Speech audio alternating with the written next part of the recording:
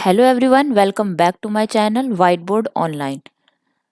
So video start करने से पहले मैं आप लोग को ये गुड न्यूज़ देना चाहती हूँ कि हम लोग अब यूजीसी नेट जेआरएफ 2023 के रिगार्डिंग या उसके प्रिपरेशन के हिसाब से आप लोगों के लिए वीडियोस अपलोड करते रहेंगे जब तक एग्ज़ाम नहीं होता है, ताकि आप लोग इजीली अपने नेट जेआरएफ की प्रिपरेशन कर सकें. All right, so today we will discuss some important terms of marketing.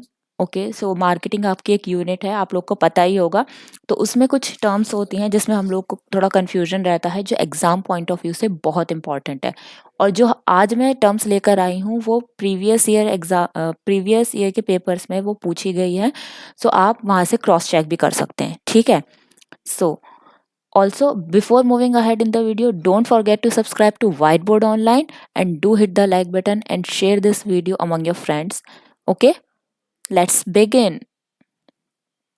So we will discuss all these terms, that is cash cow, crown jewels, white square, fallen angel, uh, and white knight angel. Sorry. Yes. So first is cash cow. Cash cow is something such as product or business that is reliable source of profit, a dependable money maker that contributes the most overall profits to a business. Okay. Now the crown jewels. It refers to the most valuable units of a corporation as defined by characteristics such as profitability, asset value and future prospects.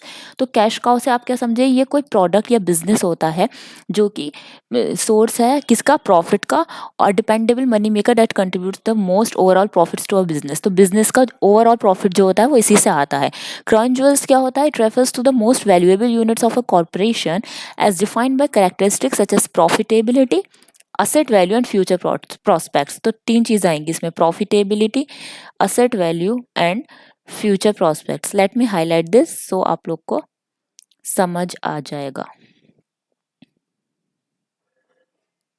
ठीक है. ये इसमें है. Now, next, fallen angel. In the investing world, it is a bond that was initially given an investment grade rating but has since been reduced to Yank bond status. The downgrade is caused by deterioration in the financial condition of the issue. ये वो bond है जो कि issue किया गया था investment grade rating में, but वो क्या हुआ, यंग बॉन्ड में रिड्यूस हो गया. ये किस वजह से हुआ था, फाइनेंशियल कंडीशन की वजह से, जो कि ख़राब हो गई थी, डेटोरेट हो गई थी. White squire, it is an investor और कंपनी हो सकती है that takes a stake in a company to prevent a hostile take over को प्रिवेंट करने के लिए. White squire only buys a partial stake ये बाय करता है.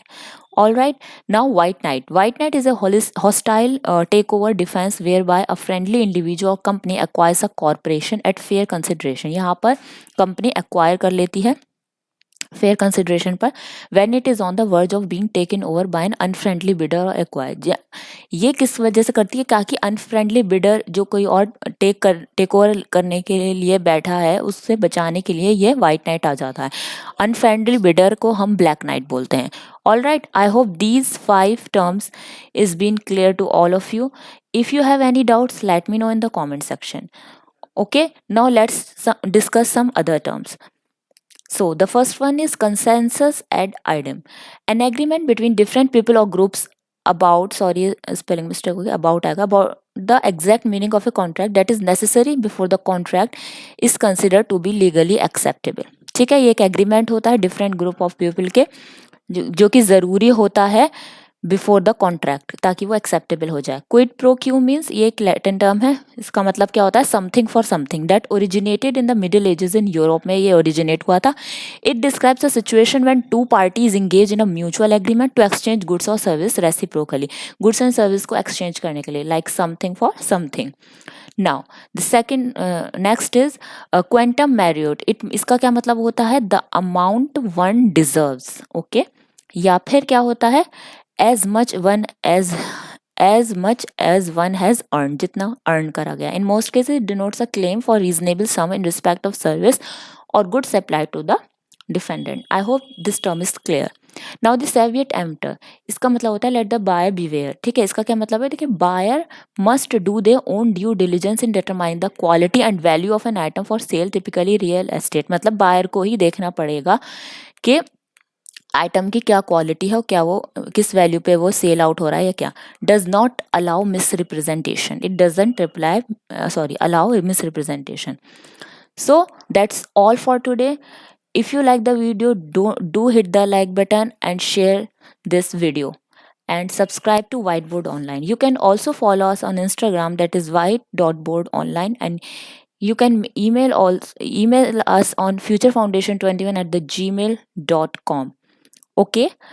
Also ये यूजीसी नेट के लिए ये वीडियो हम लोग लेकर आए हैं, ठीक है, जो कि होगा 2023 में फेब लास्ट में मोस्ट प्रोबेबली स्टार्ट हो जाएगा. मार्च के स्टार्टिंग में चलेगा क्योंकि काफ़ी सब्जेक्ट्स होते हैं. पेपर 1 पेपर 2 में मैं कॉमर्स के ही वीडियोस लेकर आऊँगी. पेपर 1 सभी के लिए होता है, आर्ट्स कॉमर्स बोथ के लिए. सो आई होप आपको ये वीडियो पसंद आई होगी. अगर पसंद आई है तो जो नेट जेआरएफ के एस्पिरेंट्स हैं उनके साथ ये वीडियो ज़रूर शेयर कीजिएगा ताकि उनके प्रिपरेशन उनकी बूस्टअप हो, ठीक है. और मैं कोशिश करूँगी कि ज़्यादा से ज़्यादा वीडियोस आप लोग के लिए लेकर आऊँ ताकि आप लोग एग्ज़ाम में ज़्यादा टाइम नहीं है, so you can crack it easily. So हमारा टारगेट है NET JRF 2023. So thank you so much. Goodbye. Take care. Keep learning and keep growing.